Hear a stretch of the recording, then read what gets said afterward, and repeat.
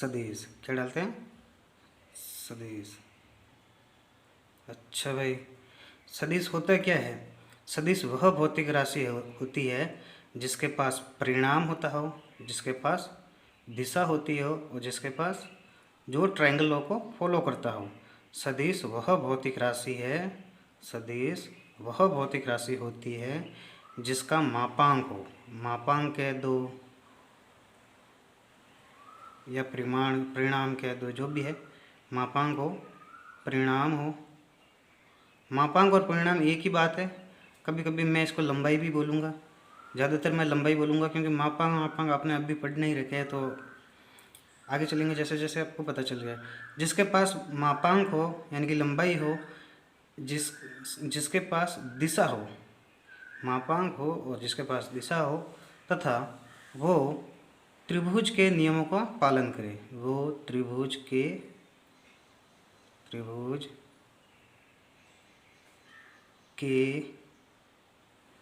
नियमों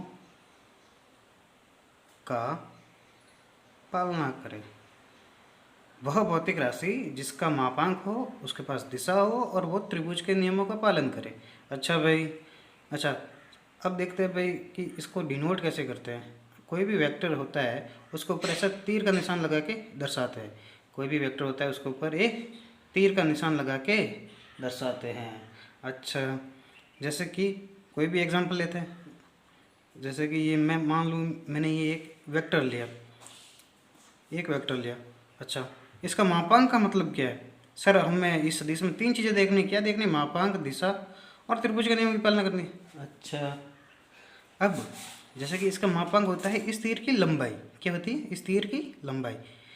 जहाँ पे भी सदिश है मैं सदिश को तीर तीर बोलूँगा बार बार, और जहाँ पे भी मापांक है वो मैं लंबाई लंबाई बोलूँगा, ठीक है। इस तीर का लंबाई कितना हो गया? ये ए। अच्छा, मतलब इस ए वेक्टर का मोड यानी कि मापांक, इस मापांक को क्या कहते हैं? मोड, मापांक। आगे जाकर आप पढ़ोगे मैथमेटिक्स में। ए सदिश का मापांक होता हो गया, मतलब एक ए की लंबाई हो गई कितनी? ए। अच्छा, अब इसकी मापांक हो गया भाई। अच्छा, डायरेक्शन किधर से कहाँ क्या होती है? मापांक की बात होगी, दिशा की बात करते हैं। अच्छा, इसकी दिशा होती है इसकी पूंछ से सर की ओर, इसके सिर की ओर। अच्छा, कि इस वेक्टर के इसको क्या कहते हैं? सिर। ये और बात ध्यान रखिए। और इसको क्या कहते हैं? पूंछ, यानी कि ध्यान रखना ही है। अच्छा, दिशा क्या होगी इस वेक्टर की? पूंछ से सर की ओर, यानी कि पूंछ से सर की ओर।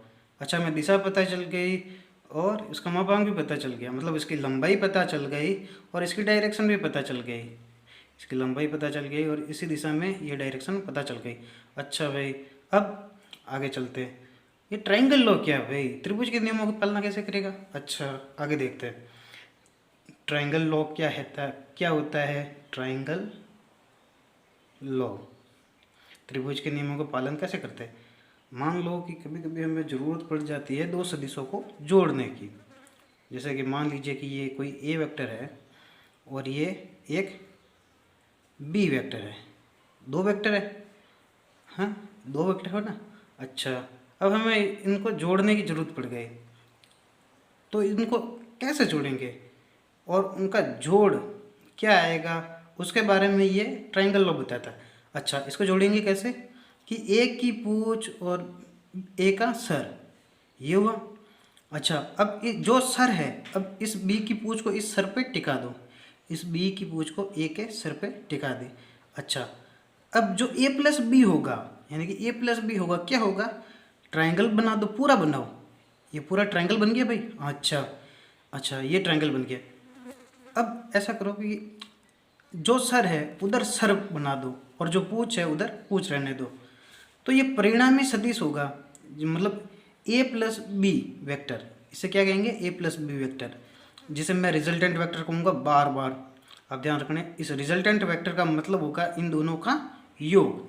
अच्छा, यहाँ पे ध्यान रखने योग्य बात यह है कि जो रिजल्टेंट वेक्टर होता है, वो क्या होता है? उसका सर से सर और पूंछ से पूंछ मिला हुआ होता है, उसकी ये खासियत होती है। अच्छा भाई, तो हम आगे देखते हैं, कुछ सवालों से समझेंगे। अच्छा भाई, अच्छा सवाल लेते हैं कुछ, जिससे आपकी क्लियरिटी और होगी।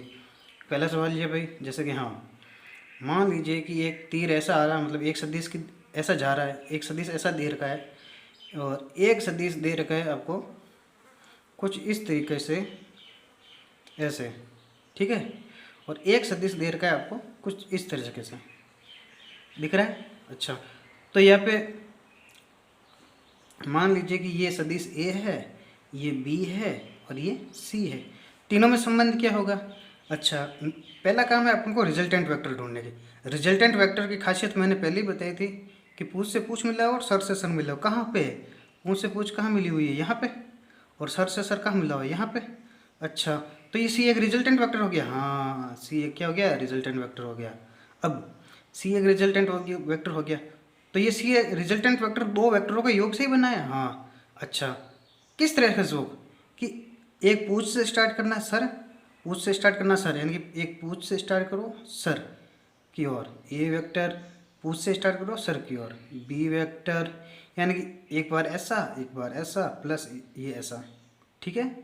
अच्छा, एक दूसरा सवाल और लेते हैं भाई, दूसरा सवाल। अच्छा, अब आप बताओगे, थोड़ा सा वीडियो को पॉज करना और इसका आंसर देने की कोशिश करना। अच्छा, ये दो सदिश है भाई।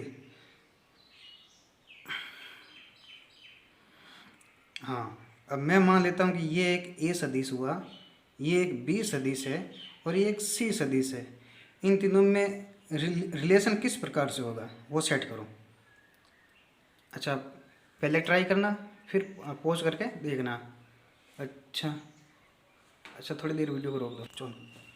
अच्छा, देखिए आपने इसका उत्तर निकाला। अच्छा, अब मैच कर दीजिए क्या आंसर आ रहा है। मैं क्या करता हूँ भाई, सबसे पहले रिजल्टेंट वेक्टर को देखता हूँ। इसमें से रिजल्टेंट वेक्टर क्या है भाई, ऐसी चीज़ें देखो जहाँ सर से सर मिल रहा हो और पूछ से पूछ मिल रही हो। अच्छा, दिख गया भाई, हाँ ये रहा। अब सर से सर और पूछ से पूछ मिल रहा है, मतलब ये एक रिजल्टेंट वेक्टर है, यानी कि ए सदिश बराबर दो सदिशों के योग का होगा। वो किस प्रकार से होगा कि एक की पूछ से स्टार्ट करना है सर, पूछ से स्टार्ट करना है सर, यानी कि बी वेक्टर ऐसा, फिर यहाँ पे ऐसे C vector, B vector plus C vector. Light चली गई, अच्छा अच्छा अच्छा, चलो ठीक, कोई बात नहीं। हाँ, अब देखते हैं अगला सवाल। अब ये सवाल आप बताएंगे, अब ये सवाल आप बताएंगे। अच्छा, एक नेक्स्ट सवाल पूछता हूँ। अब मैं कैसा भी सवाल दूँ, इनको आपको अरेंज करना आना चाहिए कि रिजल्टेंट वेक्टर कौन सा है, किन दो सदिशों की योग से वो बना है, वो आपको पहचानना आना चाहिए। अच्छा, मैं कुछ और सवाल लेता हूँ जिससे कि आपको फील आएगी। अच्छा, एक नया सवाल लेता हूँ, जैसे कि ये देखिए, ये जैसे कि ये कोई ए सदिश दे रखा है, ये बी सदिश दे रखा है, ठीक है भाई। अच्छा, ए सदिश और बी सदिश, और ये एंगल दे रखा है भाई 150 डिग्री। क्या है, 150 डिग्री। तो आपको बताना है एंगल ए और बी के बीच, वेक्टर सदिश ए व सदिश बी के बीच बीच क्या कोण होगा, क्या थीटा होगा, क्या कोण होगा, ए और बी के बीच का एंगल। अच्छा भाई, आंसर दो आप, थोड़ा सा वीडियो पॉज करके आप आंसर दीजिए। चलो अब मैच करते हैं। अच्छा, देखिए क्या करते हैं ज़्यादातर बच्चे, वो ए और बी के बीच का एंगल क्या बता देते हैं, 150 डिग्री, जो कि आंसर गलत है। क्योंकि हमेशा याद रखना कि एंगल हमेशा पूछ और पूछ के बीच में बनता है, पूछ और पूछ के बीच में बनता है।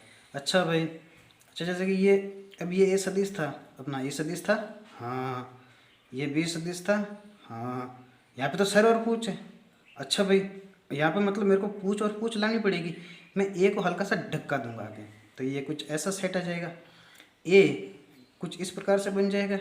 देखिए नीचे देखते हैं आप, जैसे कि ए उठ के यहाँ पे आ जाएगा, ए की पूछ यहाँ पे आ जाएगी। अच्छा, ए की पूछ यहाँ पे आ गई भाई, ये ए वेक्टर है। अच्छा, अब बी की पूछ को इससे मिला दो। अच्छा, इनके बीच का एंगल, यानी ये बताना था आपको। और एक चीज़ वो दे रखी थी, कौन सी वाली, इधर वाला दे रखा है, ये देखो दिख रहा है, 150। अच्छा, अभी तो बच्चा बच्चा बता सकता है कि ये एंगल क्या होगा, क्योंकि ये 150 है, तो हमें पता है कि एक रेखा पर ये 180 बनता है पूरा, सबको पता है। तो ये 150 हो गया, तो ये एंगल क्या हो जाएगा, बचा हुआ 30 डिग्री, क्या हो जाएगा 30 डिग्री। अच्छा भाई, ये तीसरा सवाल हो गया। अब आप आइए चौथे सवाल की ओर। हाँ, चौथा सवाल। अब कभी कभी अपन को परेशानी क्या होगी कभी कभी कि अपनी कभी सर और पूछ मिलेगा ही नहीं। जैसे कि एक सवाल बनाते हैं, कोई सवाल बन गया, ये ए वेक्टर हुआ, ये बी वेक्टर हुआ और ये सी वेक्टर हुआ। अरे सर, अभी तो परेशानी हो गई क्या, अभी तो कोई सी भी यहाँ सर से सर मिलता हुआ और पूछ से पूछ मिलती हुई नहीं दिख रही है। जैसा कि यहाँ पे तो क्या हो रहा था, सर से सर और पूछ से पूछ मिल रहे थे, तो resultant vector is equal to ऐसा लिख सकते थे कि इसका रिजल्टेंट वेक्टर होगा सर। हाँ बिल्कुल होगा। कैसे?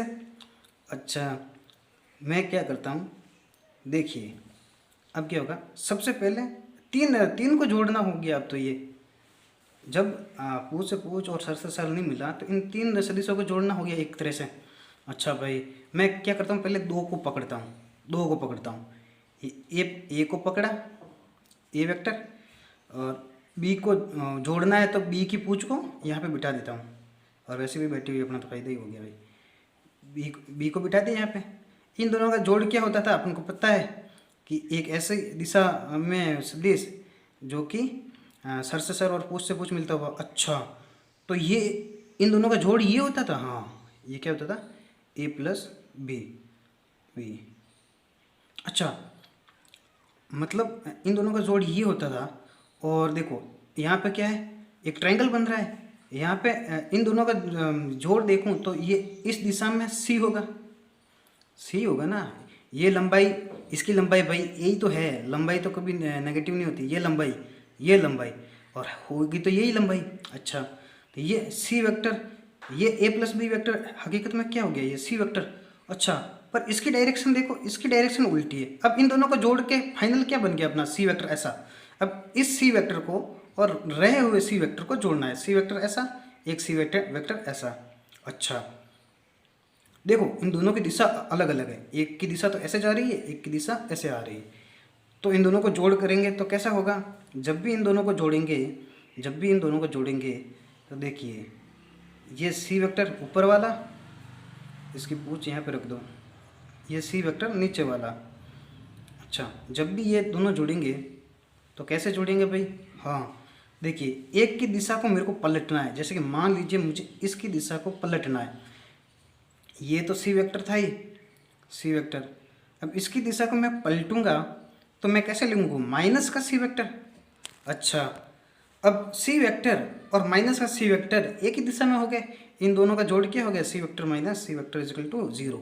अच्छा, मतलब जब कभी भी हमें ऐसा कुछ दे रखा होगा तो हम रिजल्टेंट वेक्टर क्या कर देंगे, ऐसा उल्टा उल्टा है और लंबाइयाँ बराबर हो तो कैंसिल आउट कर देंगे, कैंसिल कर देंगे। अच्छा, मतलब इसका रिजल्टेंट वेक्टर क्या निकल गया।